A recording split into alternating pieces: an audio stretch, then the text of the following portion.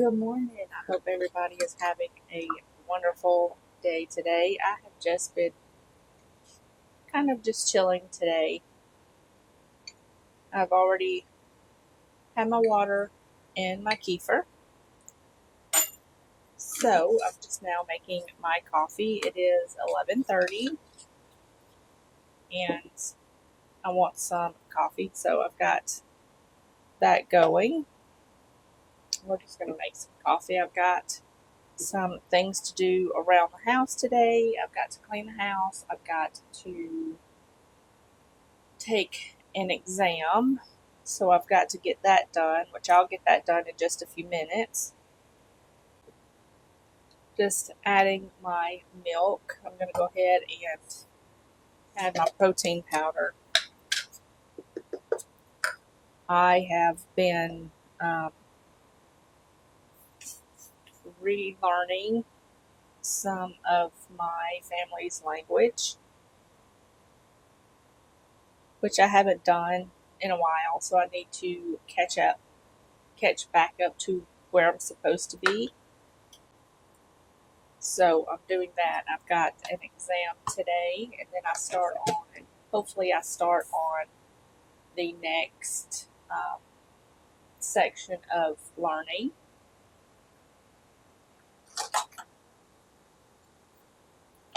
But before I do that, I've got my coffee here. I'm going to get some ice. I've also got to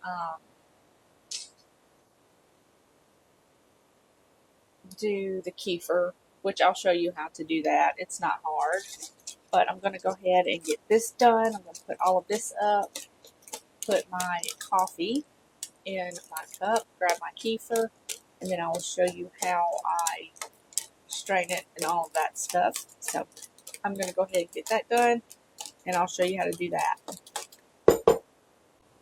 Alright, so I've got my kefir.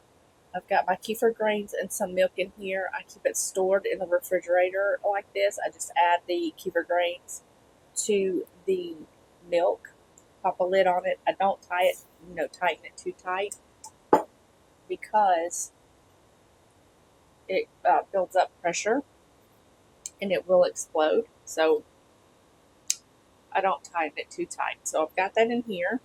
I've got a measuring cup, or you can use a bowl, and I've got a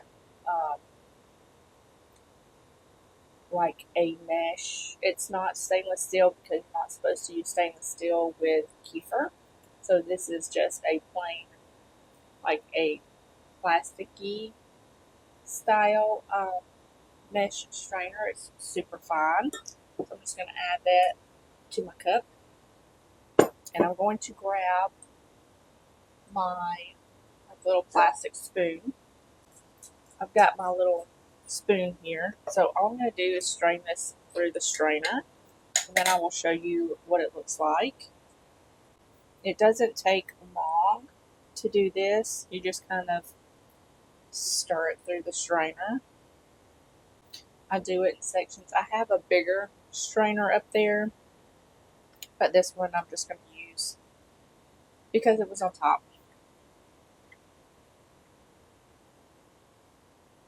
And I do this in sections so it doesn't overflow. Now, if your kefir doesn't have a bitter taste when you do this step, you can drink it. I have left it in the refrigerator too long, and it's had a bitter taste, and I've had to pour it out. So I just taste it when I strain it. And if it's good to go, I will keep that kefir. Super, super easy to keep kefir. You just add milk to a mason jar with some kefir, depending on how much kefir you have. I've got maybe a quarter of a cup of kefir grains, and I need to start getting rid of some of these grains because they multiply very quickly. And you can eat them. You can add them to a little bit of milk and then grind them up and put them in like dessert recipes or whatever. You can add them to your smoothie, and you can't really taste it. It gives it kind of like a, I don't know, like a yogurty taste, but they're not bad. So I've got a clean, sterilized mason jar. This is just a wide mouth jar, and I'm going to add all of my kefir grains. Okay, so that's what they look like. They look kind of like large curd cottage cheese. It's the only way to describe it. So I'm just going to put all of these into my clean mason jar. I'm going to wipe this lid off so it doesn't get stuck, or the rim of this jar off. And then I've just got them in the jar here. And you're going to take some milk. You can do raw milk or whole milk. This is ultra pasteurized milk. It doesn't do too good. It doesn't give that taste that I want, but it works just fine. So you can definitely use this, or you can do like the milk that comes in the clear jug with a red top. You can use that, but this is just what I have. And I'm going to fill this all the way up until where it says 24 on my jar. And that finished that carton off. And it's about that full. I've got some head space here.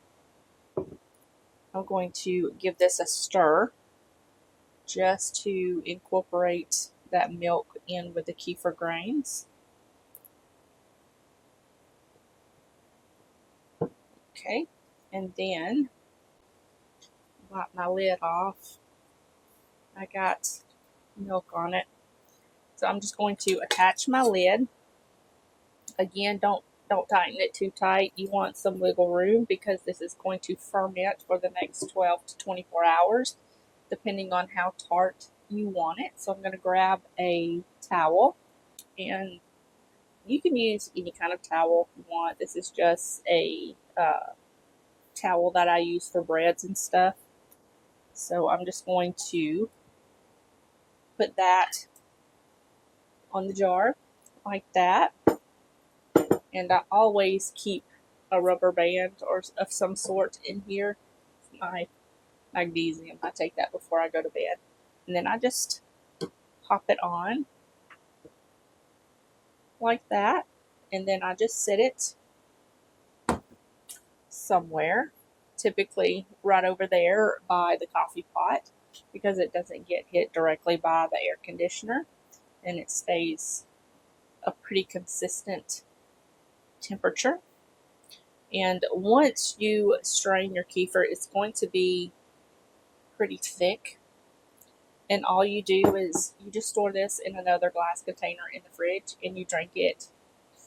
However, I would start with about a quarter cup in the morning, just so your body gets used to it. If you drink too much when you're first starting out, it's going to give you digestive issues. We don't want that. We want it to help our digestion, not hurt it. So I would go a little bit slow and do a quarter of a cup and kind of work your way up from there. I drink about half a cup a day. That's my limit. I don't want to drink any more than that, but that's my personal preference. So I'm going to go ahead and give this a little taste. It's got slightly bitter taste, but it's not too bad. It still has the taste of the milk slightly, so that's good. I'm going to keep that just like that. I'm going to give this jar a rinse. I've got a new lid. I'm going to give this a rinse and put this kefir in this jar and put this back in the fridge. And then I will show you what I'm working on before I take my exam. So I'll meet you there. I'm going to go ahead and get this done. All right, you guys, we are back in my bedroom. Like I said, this is where I keep my computer and all of my Bible stuff, as well as all of my language information. So, my husband's hats, I need to dust them and clean them really bad. I've got to change my battery out real quick.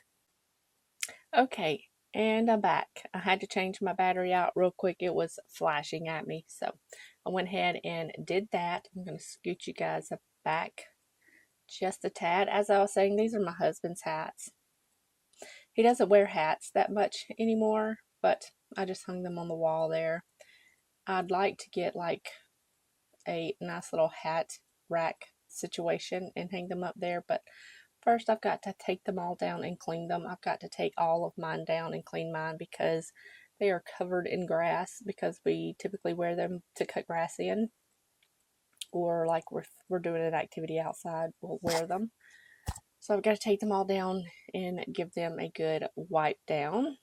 That is my kindergarten graduation certificate from 1988.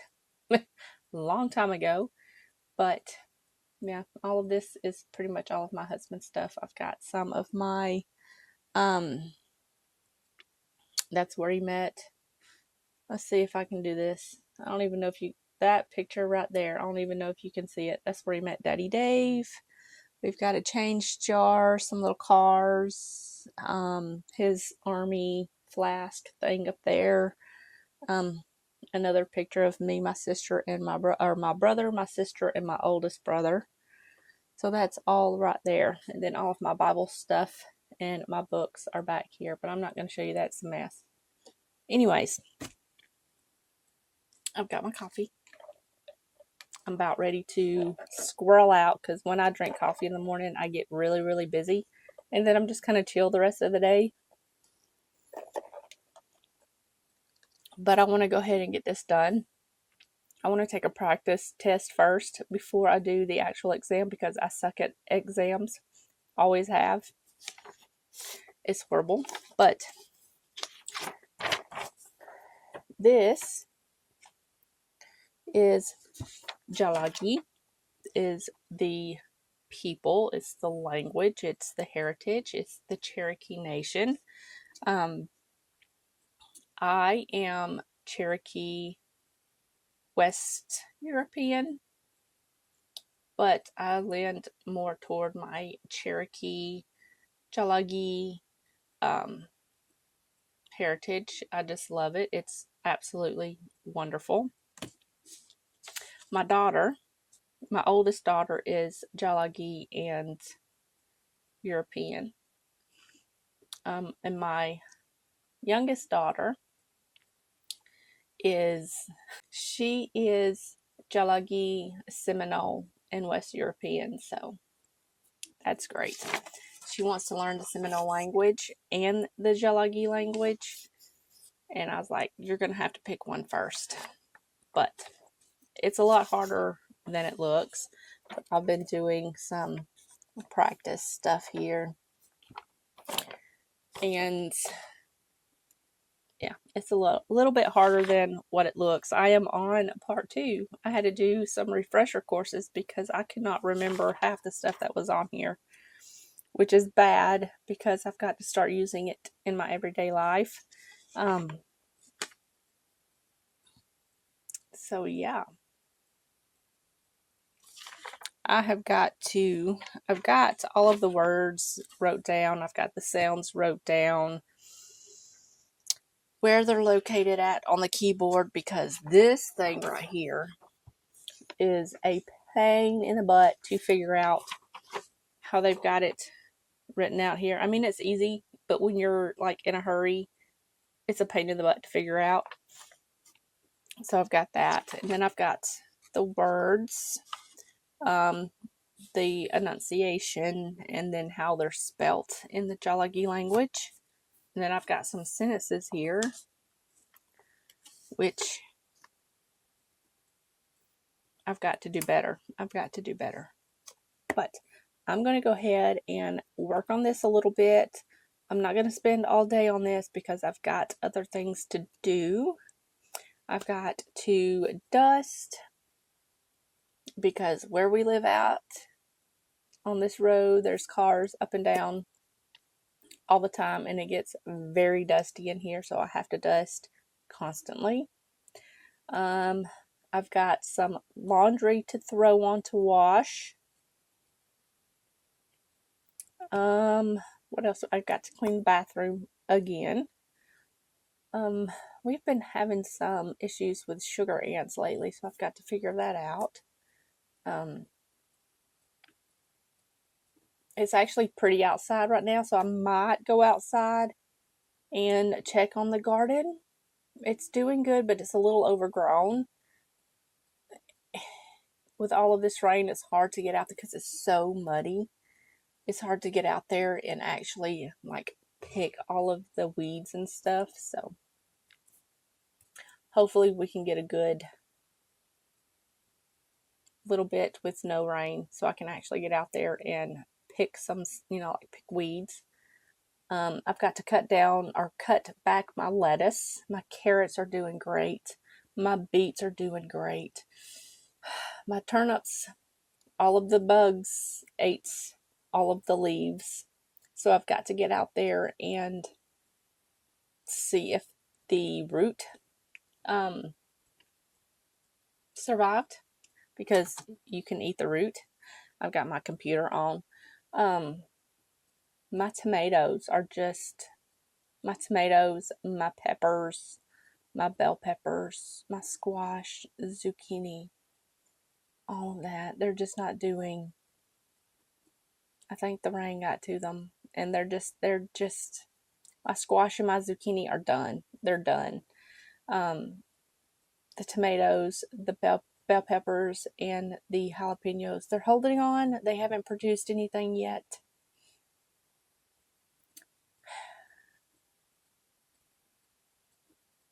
My asparagus is doing good though. Everything else is just, all of the rain just kind of got to it. But anyways, I've got to cut my lettuce back. We've got some rain coming in later, so I'm going to go ahead and get this done just in case the power goes out, because the power company here, a frog pees on the line and it just goes out. It's wild. And then we have a $500 power bill. But I digress. Anyways, I'm going to go ahead and get this done. I will see you back. I will probably make some pancakes. I'm kind of in the mood for some pancakes.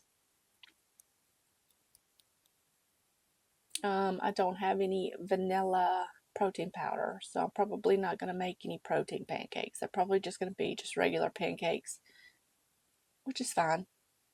It's fine. I'll probably throw some eggs or some sausage in with that to kind of bump up the protein a little bit. And then I have no idea what to make for dinner. So we'll have to figure that out. Anyways, I'll catch you back in just a bit. I'm going to get this done.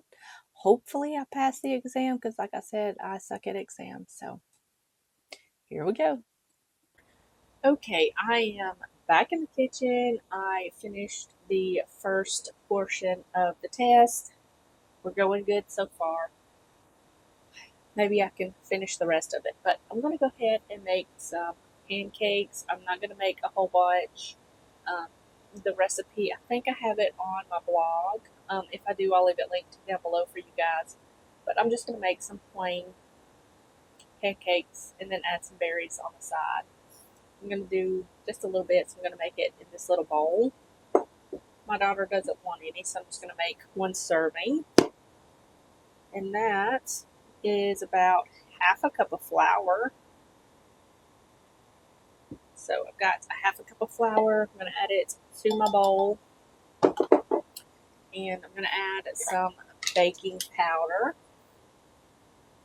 About not even quite a half a teaspoon.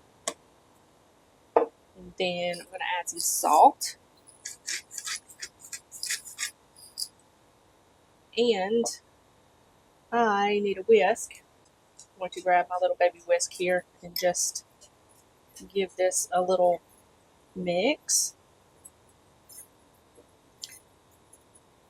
Put the lid back on this so I don't end up spilling it.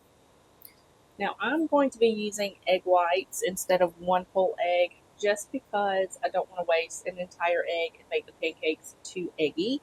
So I'm just going to do egg whites. Probably about a tablespoon. And I'm going to add a little bit of vanilla.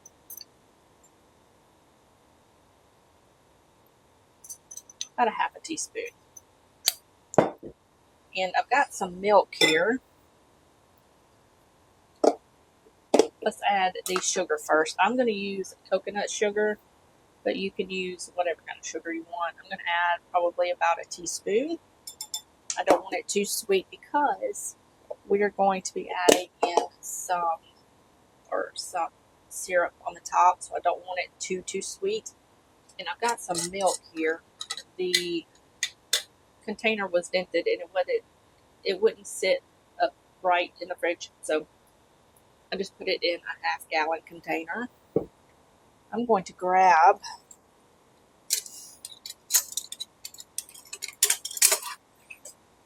a ladle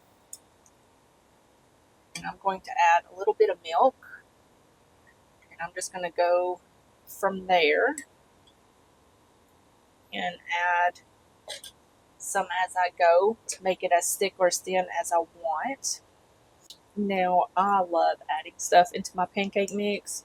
Sometimes I will add like some blueberries and lemon zest. Sometimes it's just lemon zest. Sometimes I will add raspberries, blackberries, whatever. And they always turn out great. It's just a simple recipe for pancakes. You can also use the pancake mix for waffles as well. Alright, that looks good. It's nice and thick but still pourable. So I'm going to clean up some of this stuff. I've got milk everywhere. So I am going to put the milk up, put the egg whites up, and everything else will be fine on the counter until we get done. So I'm going to put this up. I'll meet you at the stove. We'll get these going. Alright, so I've got my pan here. Typically, I do not use this. It's in the fridge. I don't want it to go bad, so we're going to add a little bit into our pan.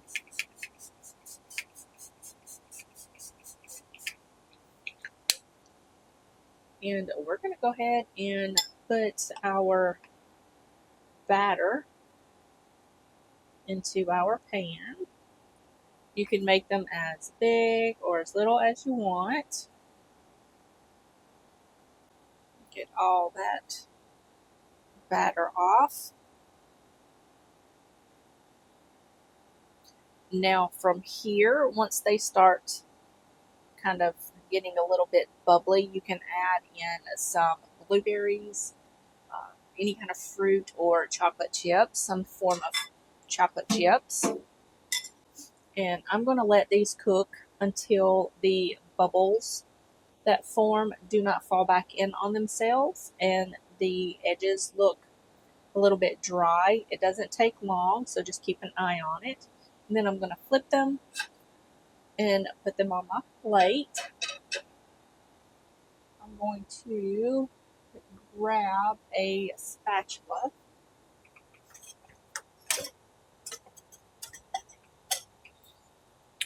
And this one will work.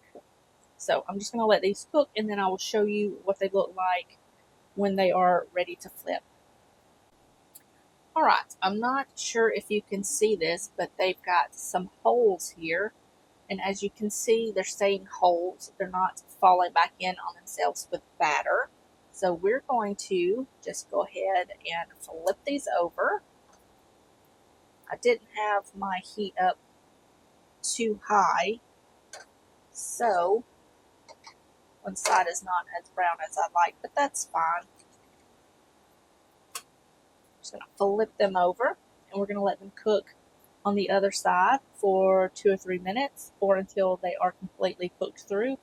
And then I'm just going to put them on my plate. Alright, so here is my plate. Looking good. I've got my pancakes with some blueberries. I fried up some eggs in that fake butter. And then just added some syrup. This is the syrup that I use. This is the Golden Eagle syrup. I don't use much of this stuff because it is super, super sweet. But yeah, I love this stuff on pancakes. Grew up eating it on pancakes. But yeah, that is my plate. This is 30 grams of protein. And I'm going to go sit down, enjoy this. I'm going to finish up my second part of my exam, clean up the dishes, and then I will meet you back for dinner. I have no idea what I'm going to make for dinner, but I'll figure it out. So, yeah, I'm going to go ahead and get that done, and I'll see you back in just a minute. Alright, you guys, so I was thumbing through my websites, and I decided to make some Salisbury steak and some mashed potatoes and vegetables for dinner. So I've got a pound of ground beef. I've got all of my additions here. And we're just going to add all of this in here and mix this up. So to this, I'm going to add about 1/4 of a cup to 1/2 a cup of breadcrumbs. That should be plenty. And I'm going to use ketchup for this, but you can do crushed tomatoes if you want. So we're going to add about 1 tablespoon of that. And some mustard. Depending on how many pounds of beef you want to use 1 teaspoon per pound of beef of this mustard. But I tend to go a little bit less than more, so it doesn't overpower the patties. So got that in there. I've got some wishy sauce here. We're just going to add a couple of dashes of that in there. And I'm going to add some Italian seasoning, or Italian herb blend. I'm just using a teaspoon.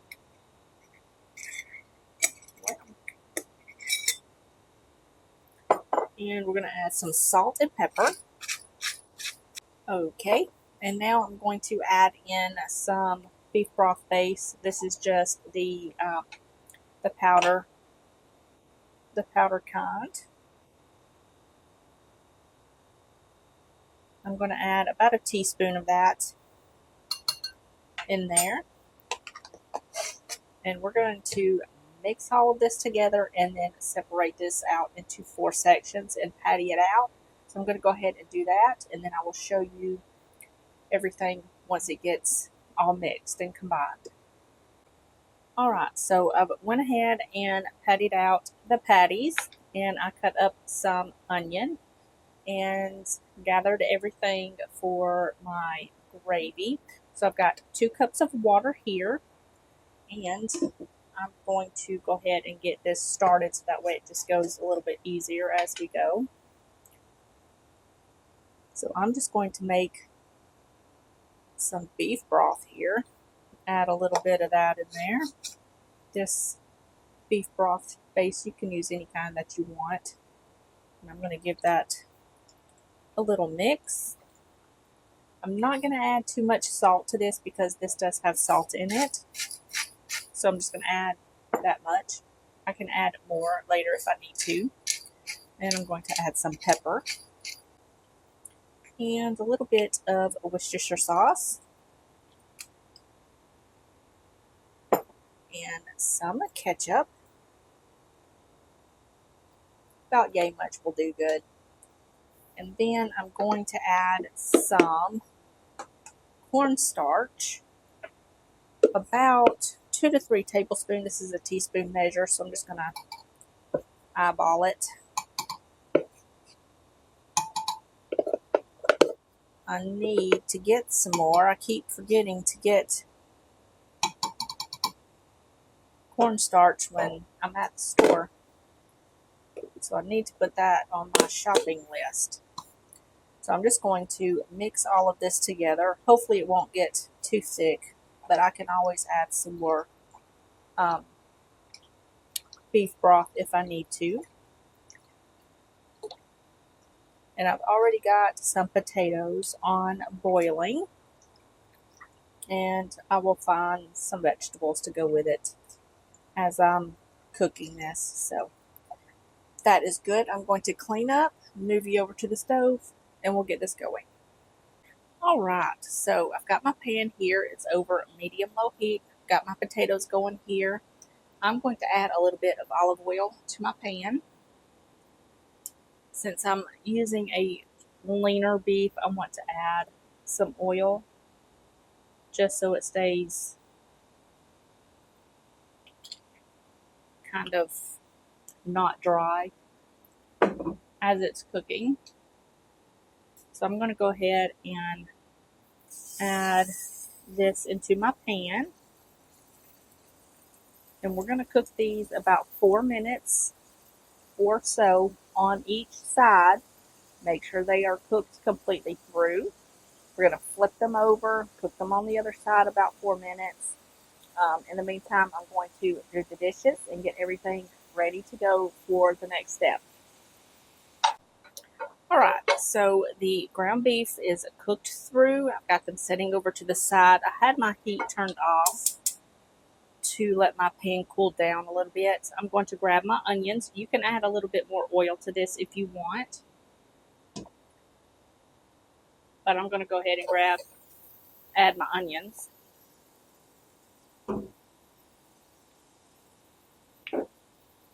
I'm going to add a little bit of salt just to help these sweat down a little bit. And some pepper.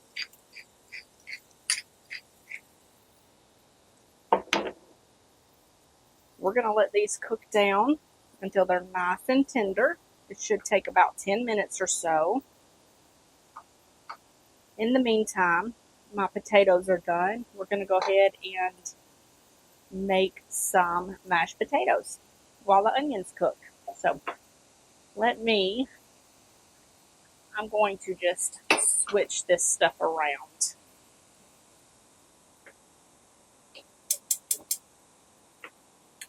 There we go.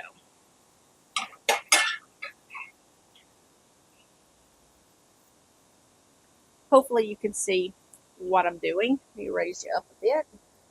I'm going to grab some salt and pepper. I'm going to add a little bit now. Salt. Potatoes love salt, so season as you go. A little bit of pepper. And about 1.5 tablespoons of butter. You can add more if you want. And my potato masher. And I'm just going to start mashing this all together. I like to do this first before I add the milk. And I'm just going to add some milk in here. I'm going to start with about 1/2 cup. And you can add more if you need it. Now, rule of thumb when you're cooking or when you're making your mashed potatoes is that the potatoes are going to continuously absorb the liquid. So you want to add just a tad bit more liquid than what you think you need, because as it sits, it's going to dry out. So I'm going to add a little bit more milk. And that looks pretty good. You can mash this however smooth you want. You can put it through a ricer, whatever you want to do, that's fine. But this is going to work for us. Got to try this to see if I need any more salt or pepper. Oh no, that's perfect. So I'm just going to add the lid, just a few crumbs from where I cleaned out the pan. So I'm just going to set this to the side while I finish up cooking the onions, and then we'll make the gravy. All right, so the onions are nice and tender. You can cook them down even more if you want, but I'm going to go ahead and start the gravy. So I've got the gravy mixture here that we made earlier. I'm just going to give it a stir. We're going to add it directly into the pan.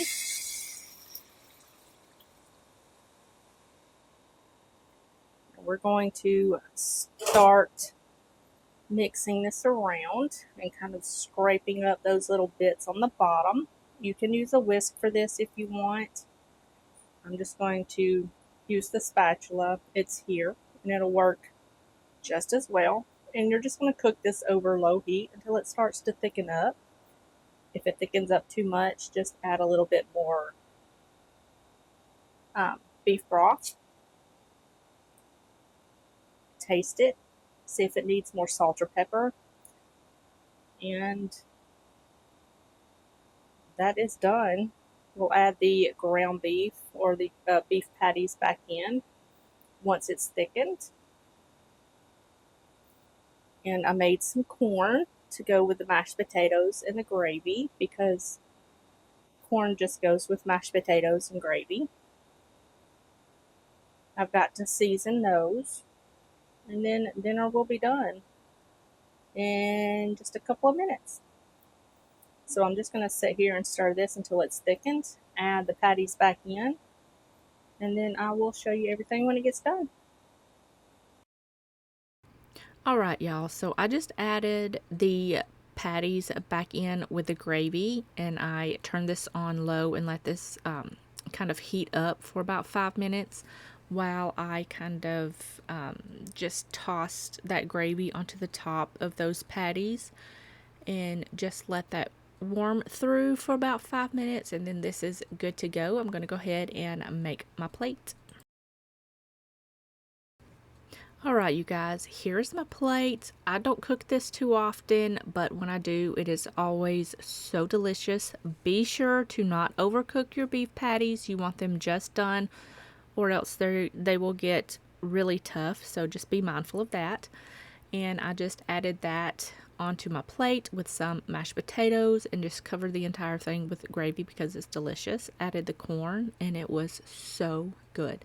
But that is going to wrap up this week's video. I hope you guys enjoyed it. If you did, give it a thumbs up. Don't forget to leave a comment in the comment section down below, and I will see you guys in the next one. Bye, y'all.